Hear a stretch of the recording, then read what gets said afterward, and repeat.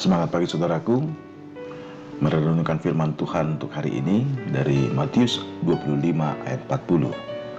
Dan raja itu akan menjawab mereka, "Aku berkata kepadamu, sesungguhnya segala sesuatu yang kamu lakukan untuk salah seorang dari saudaraku yang paling hina ini, kamu telah melakukannya untuk aku." Menjulangnya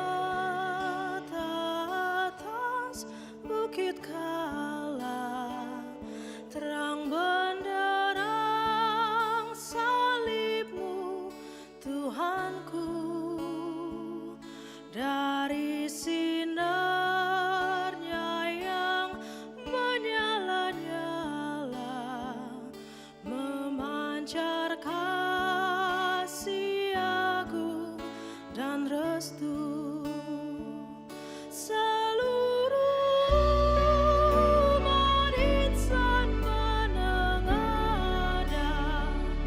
ke Raja yang kasih yang mesra, bagai peluru yang karam merindukan di ufuk timur pagi merekah. Saudaraku, nas hari ini mengajak kita berefleksi mengenai apakah yang telah kita perbuat untuk Tuhan.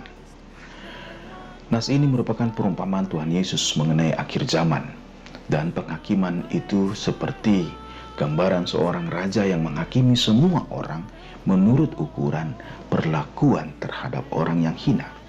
Raja mengidentifikasikan dirinya sebagai bagian dari orang-orang yang dianggap hina, dan apapun yang dilakukan kepada orang yang hina adalah kepada raja. Artinya, kalau kita melakukan kebaikan kepada yang hina, kita sedang melakukan dan melayani raja.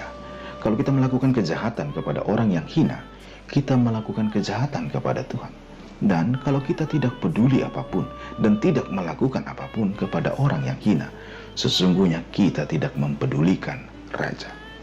Nas ini merupakan bagian dari pengajaran Yesus mengenai akhir zaman, di mana Tuhan mengingatkan tentang kehancuran bait Allah, tempat ritus dan ritual yang biasa dilakukan menjadi hilang, dan diiringi dengan penderitaan-penderitaan, kekacauan-kekacauan, bahkan penyesatan yang dilakukan oleh Mesias-Mesias palsu.